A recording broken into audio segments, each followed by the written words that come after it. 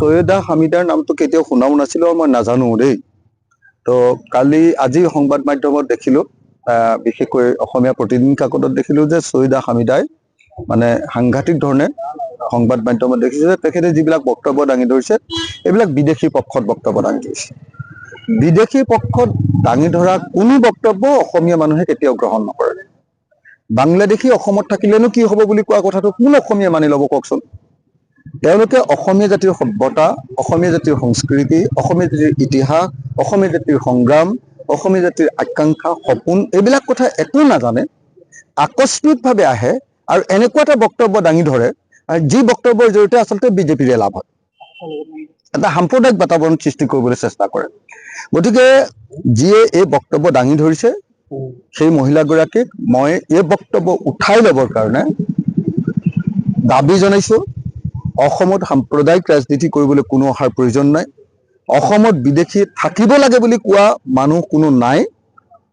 অসমত যি ধৰ্মৰ, যি জাতিৰ, যি বৰ্ণৰ, যি আদৰ্শৰ মানুহেই নহওক লাগিলে কিয়, কোনেও অসমত বিদেশী গ্ৰহণ নকৰে। বিজেপিয়ে হিন্দু বাংলাদেশী আনিব খুজিছে, আমি গ্ৰহণ নকৰো।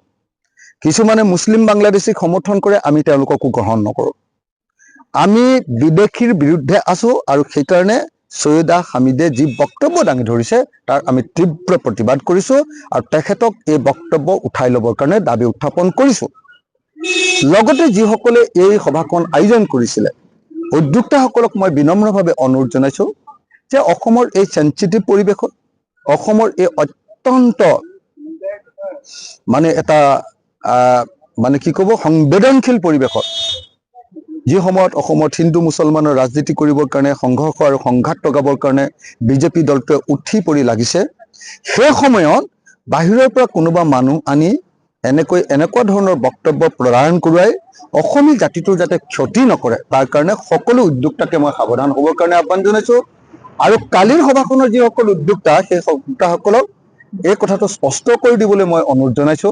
মোৰ বিনম্ৰ অনুৰোধ যে উদ্যোক্তাসকলে এইটো স্পষ্ট কৰি দিয়ক যে তেখেতসকল বিদেশীৰ পক্ষত নাই।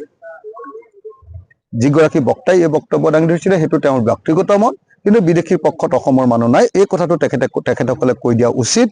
মই আশা কৰো কালিৰ সভাখনৰ উদ্যোক্তাসকলে এই কাম কৰিব। আনহাতে অসমৰ মুখ্যমন্ত্ৰী সন্দৰ্ভত মাদানী ডাঙৰীয়াই যি বক্তব্য প্ৰকাশ কৰিছে সেই বক্তব্য গ্ৰহণযোগ্য নহয়। হিমন্ত বিশ্ব শৰ্মাই অসমত সাম্প্ৰদায়িক ৰাজনীতি কৰিছে, হিমন্ত বিশ্ব শৰ্মাই অসমত হিন্দু মুছলমানৰ ৰাজনীতি কৰিছে, হিমন্ত বিশ্ব শৰ্মাই অসমত সাম্প্ৰদায়িক সংঘাত লগাবলৈ চেষ্টা কৰিছে আৰু সেইকাৰণে প্ৰত্যেকজন সচেতন সংবেদনশীল জ্ঞানী অসমীয়াই হিমন্ত বিশ্ব শৰ্মাক ঘৃণা কৰে, বেয়া পায়, তেওঁক সাম্প্ৰদায়িক লিডাৰ বুলি ভাবে, তেওঁক বেয়া মানুহ বুলি ভাবে। কিন্তু সেই বুলি কোনোবা মাদানীয়ে অসমৰ মুখ্যমন্ত্ৰীক খেদিব লাগে বুলি যদি কয় তেতিয়াহ'লে আকৌ সেইটো আমি নামানো, সেইটো কোনো পধ্যে আমি নামানো, কাৰণ তেওঁ অসমৰ মানুহ নহয়। অসমৰ মানুহে আমি নিজেই এই সিদ্ধান্ত ল'ম হিমন্ত বিশ্ব শৰ্মাক কেতিয়া খেদিম, 26ত আমি খেদিম। কিন্তু মাদানীয়ে যদি এনেকুৱা বক্তব্য প্ৰকাশ কৰে তেতিয়া আকৌ অসমৰ মানুহে উল্টা কৰিব। সেইকাৰণে মাদানী ডাঙৰীয়া আৰু অন্য যিকোনো এনেকুৱা ধৰ্মীয় নেতাবিলাকক এই সম্পৰ্কে বক্তব্য প্ৰদান নকৰিবৰ কাৰণে আমি সকীয়াই দিছো, আমি আহ্বান জনাইছো, আমি অনুৰোধ কৰিছো যে এই সম্পৰ্কে আৰু বক্তব্য প্ৰদান নকৰে।